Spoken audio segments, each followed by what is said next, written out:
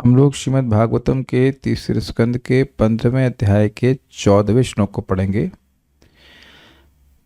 ब्रह्मा जी ये बता रहे हैं देवताओं को कि दिति के गर्भ से उत्पन्न अंधकार का कारण क्या है, और उसको बताने के लिए वो कथा बता रहे हैं कि उनके 4 मानस पुत्र हैं सनक, सनातन, सनत कुमार और सनातन। और यह विगत स्पृहा, किसी भी लोक की इच्छा से रहित थे, फिर भी लोकों में वह घूम रहे थे और इसी में वह घूमते घूमते वैकुंठ पहुँचे। वैकुंठ निलयम ययौ। तो आपको पूछेगा भी वैकुंठ क्या है, तो अब वैकुंठ का वर्णन 12 श्लोकों में किया जाएगा। और देखिए, ये कोई अब कथा नहीं हो रही है। कथा का मतलब समझ रहे, कोई गप नहीं लड़ाई जा रही है। जैसे मैं दिल्ली के बारे में बात करूं तो दिल्ली एक काल्पनिक स्थान है ना मोक्ष माता जी? दिल्ली एक काल्पनिक स्थान है। आप दिल्ली में रहते हैं, इज इट नॉट? तो अब मैं मान लीजिए कभी दिल्ली नहीं गया हूं। आप में से कितने लोग न्यूयॉर्क गए? तो न्यूयॉर्क तो नहीं है, न्यूयॉर्क तो नहीं है ना। तो आप कहीं नहीं गए हैं, इसका मतलब यह नहीं कि वो स्थान नहीं है। और वहाँ जाने की इच्छा का शुरुआत होती है सुनने से। वहाँ क्या क्या है, क्या खाने को मिलेगा, कहाँ सोने को मिलेगा, मतलब वही खाना पीने की व्यवस्था कैसे अच्छी होगी, इस सुनकर के व्यक्ति उत्साहित होता है कहीं जाने के लिए। मतलब इस भौतिक जगत में इस प्रकार से। तो वैकुंठ का जो आप वर्णन सुनने वाले हैं, वैसी कोई भी वस्तु आपको इस जगत में नहीं मिलेगी। तो अब कोई कहे कि वैकुंठ है, इसका क्या प्रमाण है? इसका प्रमाण श्रीमद् भागवतम है, वेद हैं, अन्यथा कोई प्रमाण नहीं है। और इसको सुनने की क्या जरूरत है? देखिए, मैं वैकुंठ जाना है, वैकुंठ जाना है, वैकुंठ जाना है, इससे काम नहीं चलेगा। वैकुंठ में जाके मिलेगा क्या? जैसे मैं कहूं कि राधिका दास प्रभु जी चलते हैं वहां, तो कहते कहाँ? वहां। तो वहां का क्या मतलब है? वहां का क्या मतलब है? कुछ मतलब नहीं है। वहां वहीं पहुंच जाओगे, वहीं पहुंच जाओगे। इस तरह से किसी को कोई प्रेरणा नहीं मिलती है। भोजन मान लीजिए किसी का छीन लिया जाए, कहीं तुम कुछ खा लेना, क्या वही खा लेना? तो वही का क्या मतलब है?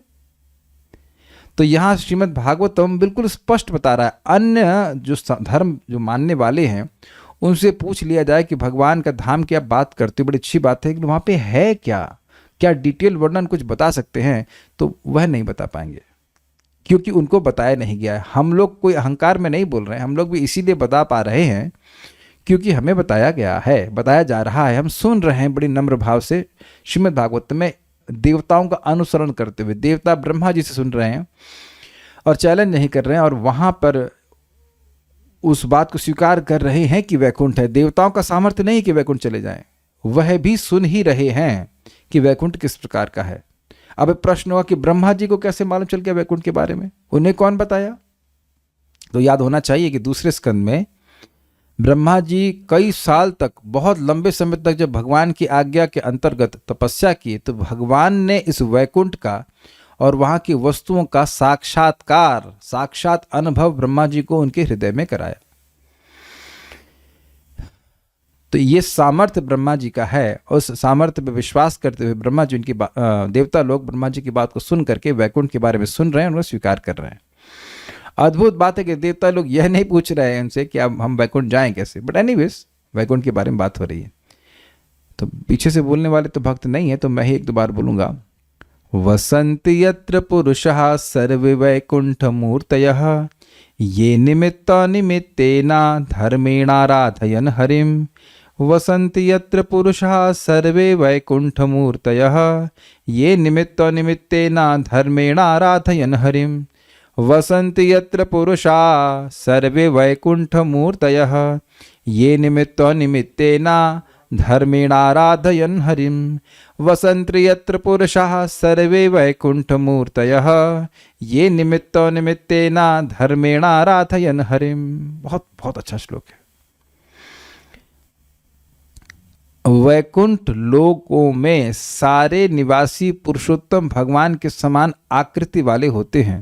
वे सभी इंद्रिय तृप्ति की इच्छाओं से रहित होकर भगवान की भक्ति में लगे रहते हैं, अर्थात शुद्ध भक्ति में। अन्याभिलाषिता शून्यम इत्यादि, अन्याभिलाषिता होकर के भगवान की आराधना करते हैं। तो इसलिए यह नहीं सोचना चाहिए कि वैकुंठ में जो भक्त हैं उनका भगवान के प्रति प्रेम नहीं है, लेकिन वो भगवान से प्रेम करते हैं। गोलोक में लोग कृष्ण से प्रेम करते हैं, उनको वहाँ ये मतलब नहीं कि वो भगवान हैं, वो अपने आत्मज, अपने बेटे, अपने बंधु, अपने भाई, इस प्रकार के भगवान श्री कृष्ण से प्रेम करते हैं। ये थोड़ा ध्यान देने वाली बात है।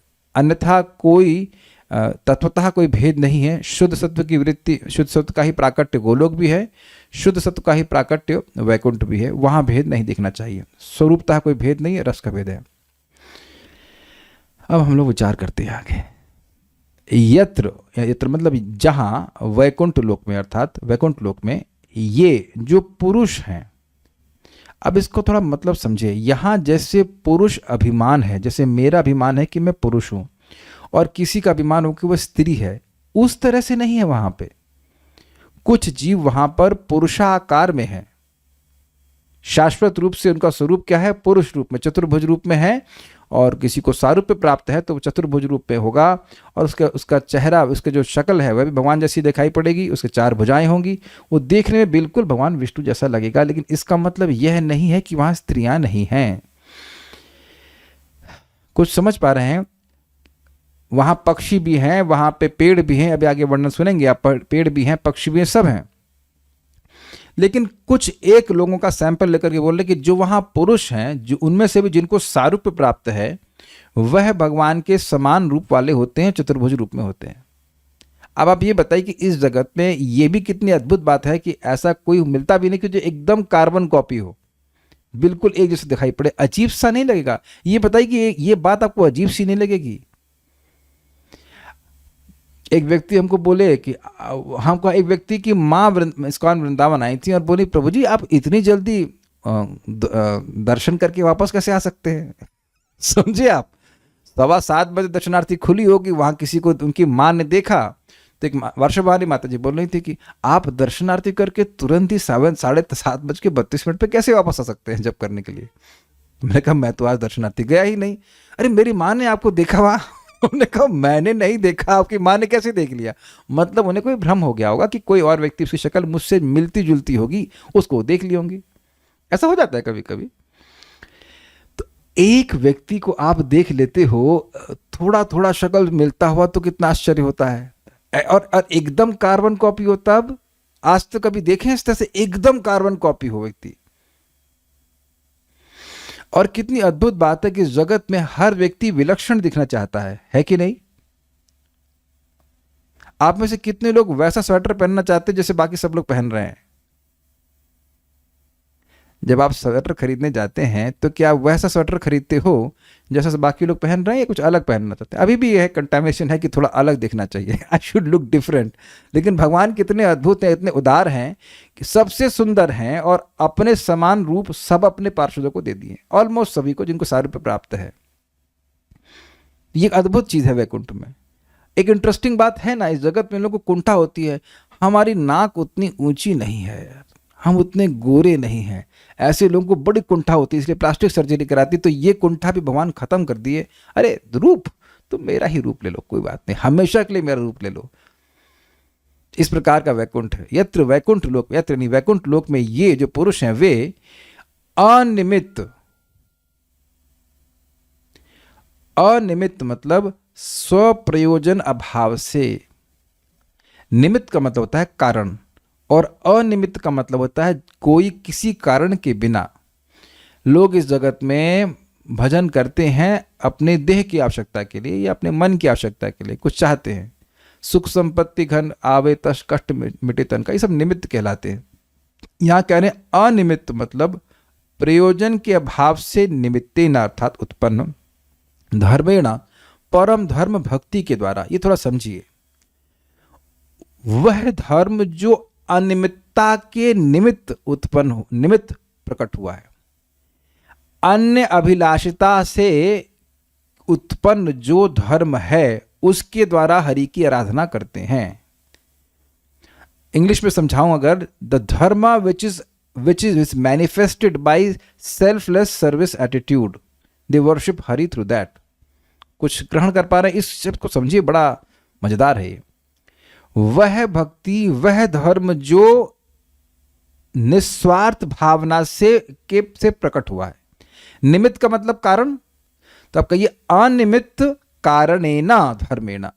जो धर्म, जो भगवान की भक्ति बिन स्व प्रयोजन के अभाव के कारण उत्पन्न हुई है, उससे हरि की आराधना करते हैं। हम आगे नहीं जा रहे हैं, मैं आप लोग के एक्सप्रेशन से समझ पा रहा हूं कि समझ में शायद नहीं आ रहा है। देखिए बात बहुत सिंपल है।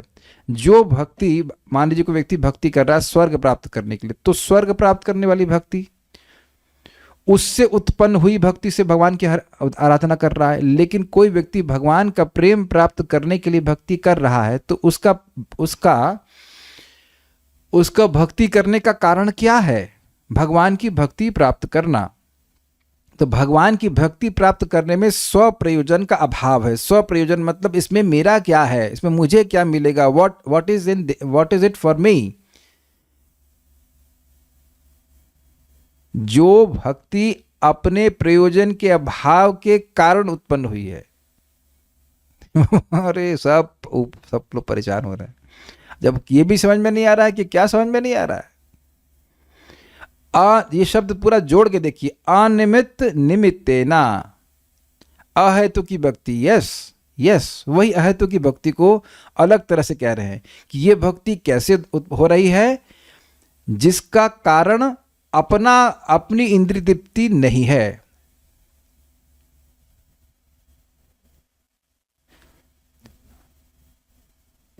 इस कार्य कारण जगत में सेल्फलेस सर्विस तो थ्योरेटिकल है। ये एक और आगे फिलोसोफर कह रहे हैं कि कार्य कारण जगत में ये सेल्फलेस सर्विस थ्योरेटिकल है। तो आप क्या कर रहे हैं? स्त्री चाहिए, धन चाहिए, फॉलोवर चाहिए, क्या चाहिए? Multiple choice question. तो खुद तो कर रहे हो, दूसरों को बोलते हो थ्योरेटिकल है। शर्म नहीं आती है? जबरदस्ती मुश्किल बना रहे हैं। आप मेरे अच्छे मित्र हैं, आप किस लिए आते हो? पैसे प्राप्त करने के लिए।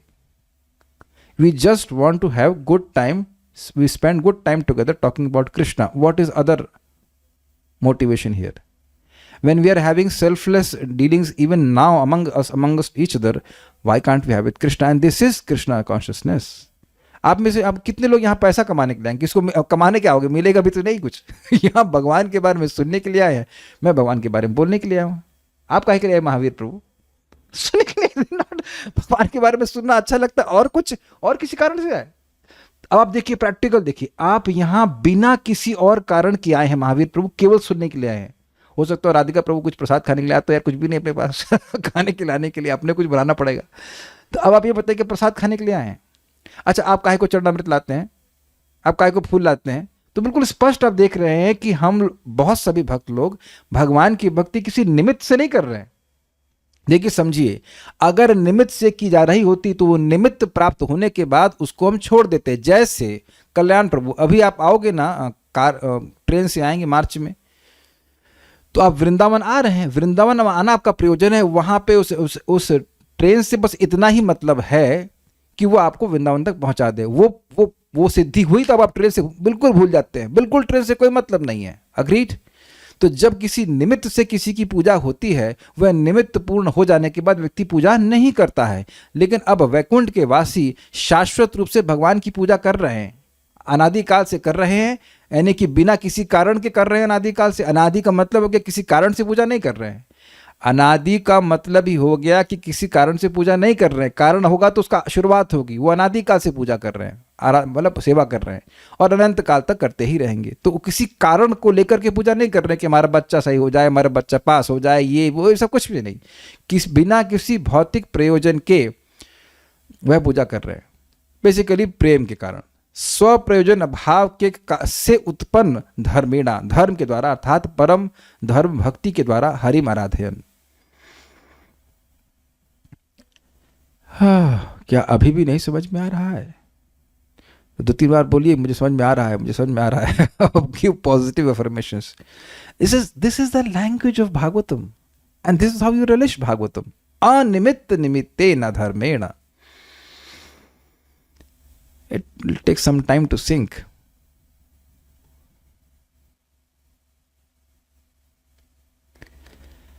वैकुंठ मूर्ति, इससे एक बात और आ रही है जो टीका में आएगी कि ऐसे ही लोग भगवान के वैकुंठ की प्राप्ति करते हैं जो अनिमित्त निमित्तेन धर्मेण हरिम आराधयन्।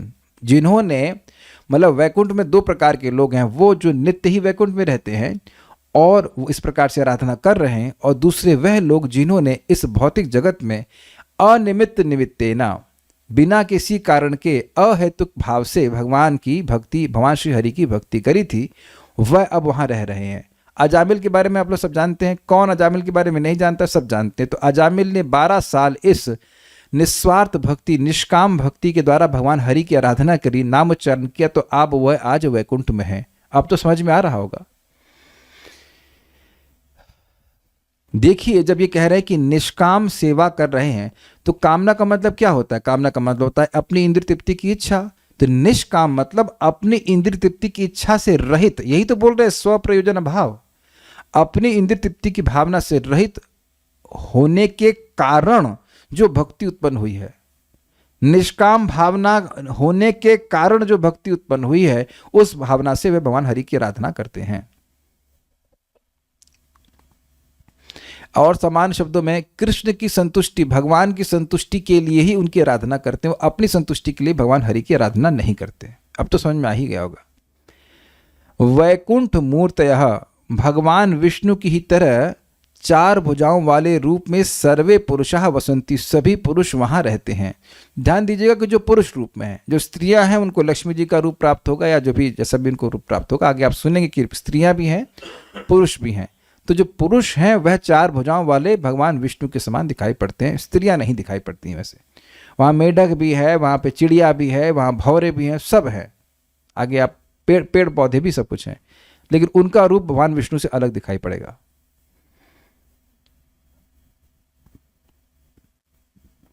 वसंत यत्र पुरुषः सर्वे वैकुंठ मूर्तयः, यत्र मतलब जहां, उस वैकुंठ में सारे पुरुष रहते हैं। कैसे रूप में रहते हैं? वैकुंठ मूर्ति के रूप में रहते हैं। तो वैकुंठ मतलब विष्णु मूर्ति के रूप में रहते हैं, अर्थात उनको भगवान विष्णु के समान ही रूप प्राप्त होता है, भगवान देते हैं।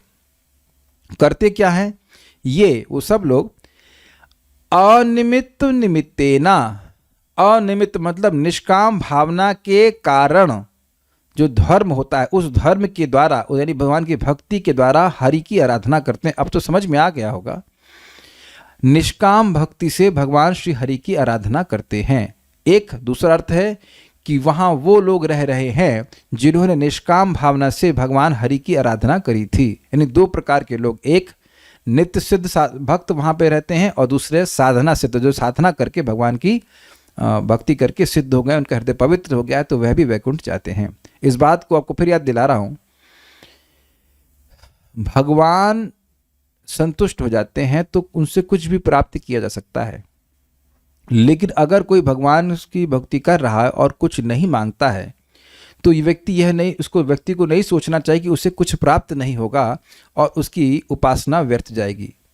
जो व्यक्ति भगवान हरि की उपासना करके कुछ नहीं मांगता है भौतिक रूप से, तो भगवान उसके लिए वैकुंठ में व्यवस्था स्वयं करते हैं। स्वयं विधत्ते शब्द था वहाँ पे, स्वयं व्यवस्था करते हैं कि उसे वैकुंठ प्राप्त हो। जैसे आपके घर में कभी कोई गेस्ट आते हैं तो उनके गद्दे कौन लेके आता है? निर्मला पॉल माता जी। घर में कभी कोई गेस्ट आया है आपके यहाँ, तो वो गद्दा लेके आता है कि आप उनके गद्दे की व्यवस्था स्वयं करती हैं। मैं इनको पूछ रहा हूँ, बाकी सब लोग समझ रहे हैं कि नहीं? खाने की, पीने की और गद्दा, पानी, सब व्यवस्था स्वयं करते हैं ना आप। स्वयं शब्द, क्योंकि आपसे मान लीजिए आपकी बहन आ रही है, आपका भाई आ रहे हैं, माँ आ रही है, जो कोई भी है, मैं माता जी को पूछ रहा हूँ क्योंकि मायके से लगाव होता है, तो माँ आती है तो आप स्वाभाविक रूप से उनकी व्यवस्था करेंगे। मैं लगाव की बात कर रहा हूँ और स्वयं की बात कर रहा हूँ। जनरली आप उसे डेलीगेट नहीं करते हैं, नहीं करते ना। भक्ति प्रद माता जी, आपकी माता जी घर पे आएंगे तो आप स्वयं लगाएंगी ना, आप गद्दा उनके लिए करती है ना। तुलसी माता जी, आप पता है इनका घर छोटा है शायद, but may be somehow that if your mother comes, what will you do? स्वयं खाना बनाएंगी। आप भी तो ऐसे ये क्या कहते हैं, ट्रीटमेंट मिलता है ना, जब आप लोग घर में जाते हो तो माँ स्वयं बनाती है। बल्कि हमने सुना है कि जब लड़कियां घर जाती हैं तो काम नहीं करना चाहती हैं, because she wants to be, माँ के हाथ का खाना चाहती हैं। तो आप देखिए, माँ का भी आग्रह होता है, मेरी बेटी आएगी मैं खाना बनाऊंगी, या मेरा बेटा आएगा, लाइक दैट। तो भगवान ऐसे निष्काम भक्तों को उसकी स्वयं व्यवस्था करते हैं वैकुंठ जाने के लिए। इसीलिए भक्त लोग इस बात को समझते हैं कि इस जगत की वस्तुओं को प्राप्त करने के लिए भगवान की आराधना नहीं करनी चाहिए। भगवान की आराधना नहीं करनी चाहिए नहीं कह रहे हैं, लेकिन ये कोई बुद्धिमानी नहीं है कि व्यक्ति भगवान की आराधना इस जगत की वस्तुओं को प्राप्त करने के लिए करे, क्योंकि स्वरूपतः ये वस्तुएं दुखमय हैं। ये ध्यान दीजिएगा कि जो वस्तु स्वरूपतः जैसी है वो वही देगी। जैसे अग्नि स्वरूपतः तेजमय है, अग्निमय है, क्या कहेंगे, तेजमय मतलब हीटमय, तो वो आपको ठंडक दे ही नहीं सकती है। Do you agree? ये बड़ी जबरदस्त बात है। थोड़ा बुद्धि विवेक का उपयोग करें। जो अग्नि है उसकी डिमांड करें और हम यह सोचें कि हम ठंडे हो जाएंगे, ये मूर्खता है। उसी प्रकार से शास्त्र को श्रवण करके व्यक्ति का विवेक जागृत होना चाहिए कि भगवान की भक्ति करे तो उन दिव्य वस्तुओं को की इच्छा करनी चाहिए जो स्वरूपतः दिव्य है, जो स्वरूपतः आनंदमय है। भगवान का प्रेम, भगवान की भक्ति, नाम रुचि, ये सब इच्छा करनी चाहिए। अब कहेंगे तो हम जानते हैं, हाँ जी हाँ, जानिए और इसको और अपने मन में धसा लीजिए, ये बात है। You must not Dzire material things. तो ऐसे लोग जो इस प्रकार से आराधना करते हैं उनको भगवान हरि का ही धाम प्राप्त होता है। बस यहां यही लिखा है कि वसंती, टपकंती नहीं लिखा है, पतंती नहीं लिखा हुआ है। वसंती, रहते हैं। कब तक रहते हैं? रहते ही हैं, हमेशा हमेशा के लिए रहते ही हैं। पतंती नहीं लिखा है। श्रीधरी, वसंती इत्यादि 12 श्लोकों के द्वारा श्री वैकुंठ लोक का वर्णन किया गया है। वैकुंठ लोक में रहने वाले सभी जीवों का शरीर श्री हरि के ही आकार का होता है। ये सभी जीव निष्काम धर्म के द्वारा श्री हरि की आराधना करते रहते हैं और अनिमित्त निमित्त का विग्रह न निमित्तम फलम निमित्तम प्रवर्तकम यस्मिन तेना, अर्थात जिस धर्म को किसी फल की प्राप्ति की इच्छा से नहीं किया जाता। फल का मतलब है भौतिक फल, अर्थात निष्काम धर्म। आराधन अर्थात जिन्होंने पूर्व में आराधना की थी। मतलब एक यह कि जो लोग आराधना कर रहे, वहाँ जहाँ पे हैं वो लोग भगवान की सेवा कर रहे हैं, और दूसरा जिन्होंने पहले भगवान की आराधना करी थी निष्काम भाव से, वह आज वैकुंठ की प्राप्ति किए हैं। अब एक बात जरूर आ सकती है किसी के मन में कि प्रभु जी हमारे हृदय में तो इच्छाएं हैं, हमें तो ये चाहिए वो चाहिए, तो हम क्या वैकुंठ की प्राप्ति कर पाएंगे? जी हाँ, आप भी सब, हम सभी लोग कर पाएंगे। इसको आप 5वें स्कंद में आगे सुनेंगे। प्रभुपाद समझाते हैं कि चक्रवर्ती पाद को ही कोट करते हुए समझाते हैं कि देखिए कोई भी सकाम डिवोटी नहीं है। जब सकाम है ही नहीं तो सकाम निष्काम काहे बोल रहे हैं? देखिए जो भी भगवान की भक्ति में लगा हुआ है वह कालांतर में निष्काम हो ही जाएगा। ये सकाम होने का विज्ञान समझते हैं। व्यक्ति सकाम है क्यों? क्योंकि अविद्या से ग्रसित होने के कारण वह सोचता है कि मैं देह हूं, तो देह को जो प्रिय वस्तु लगती है वो उसको बड़ी प्रिय लगती हैं। जैसे, बड़ा समझिए बात, जैसे पहले सिद्धांत बताऊंगा, इंद्रिय विषय कटु हैं और बहुत दुख देने वाले हैं, लेकिन फिर भी जो अविद्या से ग्रसित जीव है उसको वो अच्छे लगते हैं। जैसे किसी को नागिन डस ले, ऐसा सुना गया है, भक्त बता रहे थे, किसी को नागिन डस ले गई तो उसके जहर के कारण कड़वी चीजें उसको मीठी लगती हैं और मीठी चीजें उसको कड़वी लगती हैं। लेकिन जैसे जैसे जहर उतर जाता है वैसे वैसे उसको कड़वी चीजों की कड़वाहट अनुभव होने लगती है। ये सब खाली थ्योरी नहीं बोल रहे हैं। भक्त लोग भोगों को क्यों छोड़ते हैं? क्योंकि भोगों की हेयता, भोगों की कटुता, भोगों की नीरसता एटलीस्ट अनुभव होने लगती है। तो बड़ा बोरिंग है, इसमें कुछ दम नहीं है। आप बताइए कि क्या किसी भक्त को कोई ऐसा अनुभव नहीं है? अगर ऐसा अनुभव नहीं होता तो आप क्लास में क्यों आते? क्लास का रस और जो अन्य वस्तुएं इतर हैं से उनकी नीरसता का अनुभव आपको होने लग गया है। समझ में आ रहा है? अब ये कैसे क्यों हो रहा है बताइए? नाम उच्चारण करने के कारण, भगवान की कथा सुनने के कारण इसका ये प्रभाव दिख रहा है कि ये जो माया की रूपी सर्पणी है उसका जहर धीरे धीरे उतर रहा है। तो जब करता रहेगा, भक्तों की संगति करता रहेगा, तो सकाम इच्छा होगी भी तो आगे जाके वह पवित्र हो जाएगा। बट स्टैंडर्ड यही है कि निष्काम भावना से भक्ति करनी चाहिए। इसीलिए आप श्रीमद् भागवत में भी कई बार श्रुति फल देखेंगे कि देखो ये करता है तो उसको ये लाभ मिलता है, ये करता है तो उसको ये लाभ मिलता है। जैसे लिखा गया है कि कौशिक जी ने एक बार, कोई कौशिक जी रहे होंगे, उन्होंने भगवान को जल दिया तो इंद्र बन गए। तो अब व्यक्ति कम से कम इसी भावना से भगवान को जल देना शुरू करे और एक दिन वह उसकी बुद्धि शुद्ध हो जाएगी। तात्पर्य, इस श्लोक में वैकुंठ के निवासियों तथा रहन सहन के स्वरूप का वर्णन हुआ है। उसके निवासी पूर्ण पुरुषोत्तम भगवान नारायण जैसे होते हैं। वैकुंठ लोकों में कृष्ण का स्वांश नारायण के चतुर्भुजी रूप में प्रधान देव होता है और वैकुंठ लोक के निवासी भी चतुर्भुजी होते हैं, जो भौतिक जगत की हमारी अवधारणा से सर्वथा विपरीत हैं। कभी कभी मेरे मन में जरूर आता है कि ये बड़ा अच्छा है, आप दोनों हाथ से लेक्चर भी प्रिपेयर कर सकते थे, एक हाथ से जप कर सकते थे और एक हाथ से फल भी काट सकते थे, वट 3 होते तो भी काम चल जाता ना। एक से जप, 2 मुख और 3 हाथ, मतलब एक से माला जप हो रहा है, कॉन्स्टेंट यू कैन चैंट एक मुंह से, और दूसरे से अपना पढ़ाई करने को दिक्कत नहीं, तभी फोकस करने। ब्रह्मा जी को दिक्कत नहीं है, can do things like this, multiple processor, लेकिन वहाँ ये सब कार्य कर लेते हैं भक्तों। भौतिक जगत में कहीं भी हमें 4 हाथों वाला मनुष्य नहीं मिलता, ऑक्टोपस जरूर मिल जाते हैं। वैकुंठ लोक में भगवान की सेवा के अतिरिक्त अन्य कोई वृत्ति नहीं होती है और यह सेवा सउद्देश्य नहीं संपन्न की जाती। इसको थोड़ा समझ लें भाई, बिना उद्देश्य के तो आप कोई सेवा करेंगे नहीं। क्या ऐसा हो सकता है? क्या बिना किसी प्रयोजन के आप कोई सेवा करोगे किसी की? नहीं। अरे कम से कम गर्दन तो हिलाओ अगर समझ में आए। नहीं नहीं नहीं नहीं करते। What does it mean? आप अब किसी की सेवा करना चाहते हैं और उससे बहुत प्रेम करते हैं तो उसको केवल सुखी करने की इच्छा से सेवा करते हैं। क्लियर है? इसे कहते हैं तत्सुख सुखित्वम। तत् मतलब उसके सुख से सुखी होने का गुण, यह है शुद्ध भक्ति का लक्षण। तत्सुख सुखित्वम, तो तत् मतलब भगवान श्री कृष्ण। अब इसको वैसे समझ लीजिए, गुरु भगवान कृष्ण, जब कृष्ण बोला जाता है कृष्ण, कृष्ण के स्वांश, कृष्ण के विस्तार से तुलसी जी, गुरु महाराज, जो इस सभी के प्रति वह सुखी हो जाएं, ये व्यक्ति को भावना कल्टीवेट करनी होती है। इसीलिए भक्त जप करते हैं चाहे उन्हें कैसा भी लगे, क्योंकि गुरु जी प्रसन्न होंगे। ये समझते हो कि मान लो गुरु जी सामने ही बैठे हैं तो वो मुझे देखेंगे सोता हुआ, मतलब सुबह सो रहा हूँ या सो रही हूँ, तो क्या उन्हें अच्छा लगेगा? सिंपल सा प्रश्न कीजिए अपने आप को कि हम सुबह अगर सोते रहेंगे तो क्या हमारे गुरु जी को अच्छा लगेगा? नहीं अच्छा लगेगा। तो भले मुझे नहीं अच्छा लगे लेकिन उनको अच्छा लगेगा, इस भावना से व्यक्ति को जप करना चाहिए। ये ट्रेनिंग है वैकुंठ की कॉन्शियसनेस की, जहां जीव अपने इच्छा के बारे में सोच ही नहीं रहा है, भगवान के सुख के बारे में सोच रहा है। तो अरे यार, अब अपने सुख के बारे में नहीं सोचेंगे तो अपन तो रह ही जाएंगे, हमें सुख मिलेगा कैसे? समझिए इस विज्ञान को, बहुत कोई विज्ञान है।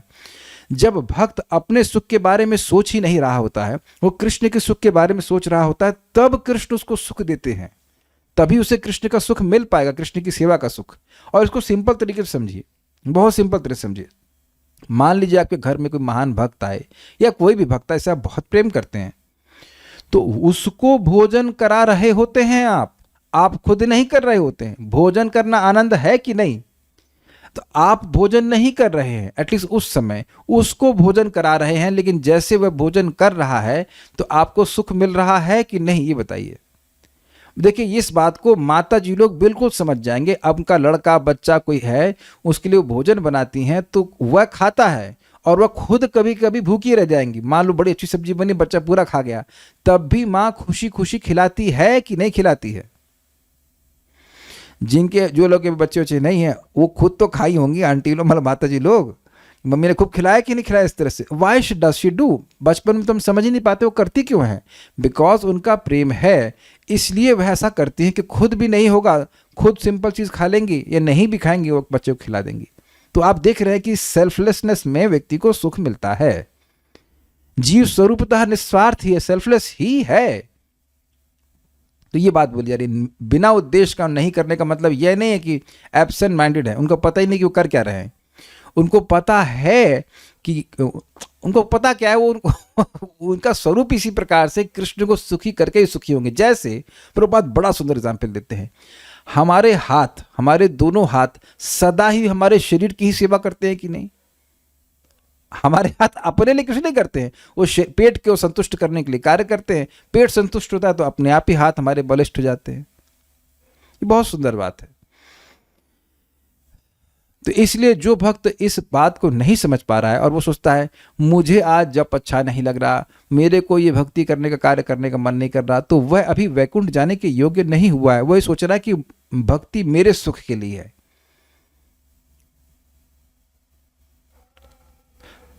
प्रभुपाद इसको समझाते हैं 1.2.6 की व्याख्या करते हुए, सवै पुंसाम परो धर्मो यतो भक्तिर अधोक्षजे अहेतु की अप्रतिहता ये नात्मा सुप्रसिद्धि, कि वह भक्ति जो कि बिना किसी कारण के भगवान की विष्णु की प्रसन्नता के लिए की जाती है वह अहेतु की कहलाती है और वो अप्रतिहत होती है। मतलब स्त्री है, पुरुष है, बुढ़ा है, जवान है, इससे कोई मतलब नहीं, वो कोई भी कर सकता है। और ऐसी भक्ति से जीव को बहुत प्रसन्नता होती है। अब प्रभुपाद एक बड़ी सुंदर बात कहते हैं, अगर यह भी सोच रहे हैं कि ऐसी अहेतु की भक्ति से मुझे बहुत प्रसन्नता होगी, तो भी वह अहेतु की नहीं है। कैच किया? अगर मैं ये सोच रहा हूं कि अहेतु की भक्ति मैं इसलिए करूंगा, ध्यान दीजिएगा, अहेतु की भक्ति मैं इसलिए करूंगा ताकि मैं सुखी हो जाऊंगा, तब भी वह अहेतु की नहीं है, क्योंकि वहां भी हेतु मेरा सुख है। Got it? मैं सुखी हूं नहीं हूं उससे कोई मतलब नहीं, कृष्ण सुखी हो जाएं, जब ये भावना होगी तब व्यक्ति सुखी होगा। ये अद्भुत चैतन्य चरितामृत में वर्णन आता है कि गोपियां उनके अपने सुख की एक मतलब छठाक भर भी, एक कौन भी, एक सुख की गंध भी नहीं है, अब स्वसुख की गंध ही नहीं है कि उन्हें कुछ सुख मिलना चाहिए। निरंतर वह कृष्ण के सुख के बारे में ही सोचती हैं, लेकिन कृष्ण उनके ऊपर अनगिनत सुख थोप देते हैं। थोपना, दिस इज अमेजिंग। अगर कोई वस्तु आप चाहो ही नहीं और वो आपको दी जाएगी तो थोपना कहा जाएगा कि नहीं? आपने कभी अगर झड़प करी हो, क्या तुम अपनी बात हम पर थोप रहे हो, यानी कि उस व्यक्ति के तर्क को, उस व्यक्ति के वाद को आप स्वीकार नहीं करना चाहते, पर थोप रहा है, लाद रहा है। ऐसा सुख, असीमित सुख भगवान श्री कृष्ण गोपियों पर लाद दे देते हैं। This is paradoxical. जो सुख अपना चाहता ही नहीं है उसको असीमित सुख दे रहे हैं। What to do? अब इसका बहुत सिंपल सिस्टम है, क्योंकि वह कृष्ण को सुखी करना चाहती हैं, कृष्ण इसीलिए उनको भी सुखी करना चाहते हैं। It's very simple, reciprocal. तो विचार कीजिएगा। यद्यपि प्रत्येक सेवा का विशेष फल होता है, किंतु भक्तगण कभी भी अपनी निजी इच्छाओं की पूर्ति की कामना नहीं करते। उनकी इच्छाएं भगवान की दिव्य प्रेम भक्ति करने से ही पूर्ण हो जाती हैं। समझ गए? जीव की इच्छा है, वास्तुतः जीव की इच्छा है सुखी होने की, तो भगवान के सुख के बारे में सोचने से, भगवान के सुख विधान करने से जीव वैसे ही अपने आप सुखी हो जाता है, जैसे पेट में भोजन देने से हाथों को और अन्य इंद्रियों को अपने आप मिल जाता है। उनको अलग से प्रयास करने की जरूरत नहीं है और अलग से प्रयास करने से उनको मिलेगा भी नहीं। और यही कारण है कि बद्ध जीव जो जगत में है वह दुखी हैं, क्योंकि भगवान से कट कर, भगवान से अलग होकर हम सुखी होने का प्रयास करते हैं। और भक्ति में आने के बाद भी जैसे या जिस सेकंड हम इस भावना से युक्त रहते कि अब मैं कुछ ऐसा करूंगा जो मुझे सुखी करेगा, बस वहीं से हमारा दुख शुरू हो जाता है। जैसे मछली जैसे ही पानी के बाहर आती है वो दुखी हो जाती है, और नहीं तो मछली पानी में रहते रहते पूरा जीवन बिता देगी, कोई दिक्कत नहीं, आंख खोल करके नमक वाले पानी में घूमती है। और ये बातें हमें तब तक सुननी है जब तक कि हमारी पूरी तरह से प्रोग्रामिंग ना हो जाए कि एक सेकंड के लिए भी हम कोई भी कार्य अपने सुख के लिए ना करें, क्योंकि वो अपने सुख के लिए नहीं, हम अपने दुख के लिए कर रहे हैं। उम्मीद है कि आप बात समझ पाए होंगे। तो ये वैकुंठ की कॉन्शियसनेस है। तो आप कहेंगे कैसे होगा उत्पन्न ये? हरे कृष्णा कृष्णा कृष्णा हरे हरे, हरे राम राम राम हरे हरे। हम प्रार्थना कर रहे हैं कि हे राधा रानी, हमें श्री कृष्ण की सेवा में नियोजित कीजिए। और दूसरे अर्थ भी इसमें आप ले सकते हैं, हमें श्री कृष्ण की सेवा के योग्य बनाइए, क्योंकि सेवा तो उपलब्ध है, हमारी योग्यता नहीं है। Do you agree with this? हम प्रार्थना कर रहे हैं हमें सेवा में नियोजित कीजिए, सेवा में नियोजित कीजिए, मतलब ये योग्यता दीजिए। योग्यता क्या है? योग्यता यही है, तत्सुख सुखित्वम, कृष्ण के सुख विधान करना की इच्छा ही, बस वही प्रिया अगर हमारे हृदय में रहती है तो वह कृष्ण की सेवा करने की योग्यता है। तो हम और कुछ अब नहीं जाएंगे। कोई प्रश्न किसी का है तो सकते हैं। तो एक भक्त तो थोड़ा सा एक मतलब ऐसे कैजुअल प्रश्न कर रहे हैं, मुझे गोलोक में मेढक, गाय, गधा, तोता आदि नहीं बनना, मुझे वह कुछ अच्छा मुझे वह कुछ अच्छा बनना है तो मैं क्या करूं? ऐसे एक फालतू प्रश्न करना बंद कीजिए पहले तो आप, है ना। अच्छा, दूसरी बात ये कि अब प्रश्न तो खैर ने फालतू ही किया, लेकिन इसको हम थोड़ा पॉजिटिव ले रहे हैं। देखिए वहां पर जीवेर स्वरूप होए कृष्णेर नित्य दास, प्रभुपाद इसको अनुवाद करते हैं, समझा रहे हैं कि इस एटीट्यूड ऑफ सर्विस, जीव का स्वरूप जो है वो है उसका नित्य सेवा का भाव। तो मान लीजिए किसी जीव की इच्छा है, स्वरूपता उसकी इच्छा है कि मैं पेड़ के रूप में कृष्ण की सेवा करूं, तो वही स्वरूप उसको प्रकट होगा। यहां से आपके मनगढ़ंत रूप से सोचने से नहीं होगा। दूसरा, यहां मेढक और इंसान में भेद है ना, लेकिन आध्यात्मिक जगत में इस प्रकार की न्यूनता उच्चता नहीं है। जैसे भगवान का चक्र है, तो चक्र तो आपको जड़ लगता है ना। आप लोग का चक्कू कोई व्यक्ति है क्या? नहीं, लेकिन भगवान का चक्र एक व्यक्ति भी है। वो व्यक्ति के रूप में भी हो जाते हैं और वो चक्र के रूप में भी हैं। तो हम अपनी लिमिटेड बुद्धि से वैकुंठ के बारे में, वैकुंठ के मेढक का अपराध कर रहे हैं। बेसिकली पॉइंट ये है।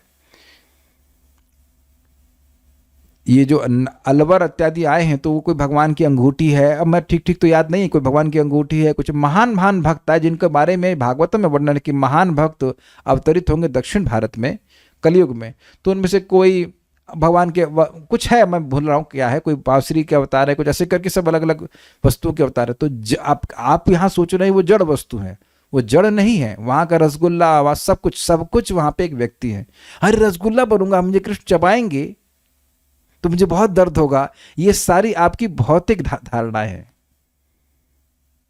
तो इसलिए इस प्रकार की बात करने से पहले तो अभी आप हमको रोज सुबह दिखते नहीं है जप में, तो आप ये सब बात कर रहे हैं गोलोक में पहुंचने की। तब देखना है कि प्रश्न एकदम कैजुअल था, तो इसलिए हम आज आप पर अपना क्रोध भी नहीं दिखाएंगे। I will not offer my anger to you. कर्म और ज्ञान से रहित शुद्ध भक्ति क्या है, इसका मतलब समझ नहीं आया। देखिए, कर्मकांड में व्यक्ति क्या करता है? व्यक्ति स्वर्ग जाने की इच्छा करता है, इस जगत में कुछ अधिक लाभ, पैसा चाहता है, या कुछ भी, स्त्री धन जन कुछ भी चाहता है। इन इच्छाओं से युक्त होकर व्यक्ति कर्म करता है। तो इस प्रकार की इच्छाओं से रहित होना। लेकिन एक इंटरेस्टिंग बात है, शब्द है ज्ञान कर्मादि अनावृतम। शुद्ध भक्ति का वर्णन करते उसमें लिखा हुआ है अन्याभिलाषिता शून्यम और ज्ञान कर्मादि अनावृतम। यह नहीं लिखा है कि ज्ञान कर्मादि शून्यम। क्या बाथरूम भी नहीं जाएंगे भक्त? वो भी तो एक कर्म है। क्या आप दंत धावन नहीं करें? दंत धावन मतलब ब्रश नहीं करेंगे। आंख में कचरा जाता है या कुछ ऐसा तो उसको भी साफ नहीं करेंगे, लेकिन वैसा कर्म नहीं करेंगे जिससे आपकी भक्ति ढक जाए। क्या मतलब है? अब दुर्गा पूजा नहीं करूंगी तो मेरी भक्ति में अंतराय आ जाएगा। एक, ये ढक गई ना भक्ति। और दूसरा, दुर्गा पूजा या और कोई पूजा करूंगी तो मुझे बहुत बड़ा पुण्य मिलेगा। मैं फिर से रिपीट कर रहा हूं कि कोई कर्म कांड करेंगे तो उससे हमारी भक्ति बढ़ जाएगी, ऐसी श्रद्धा। तो ऐसी श्रद्धा अगर होगी तो भक्ति ढक गई आपकी। और दूसरा कि अगर ये कर्म कांड नहीं करेंगे तो हमारी भक्ति में दिक्कत आ जाएगी।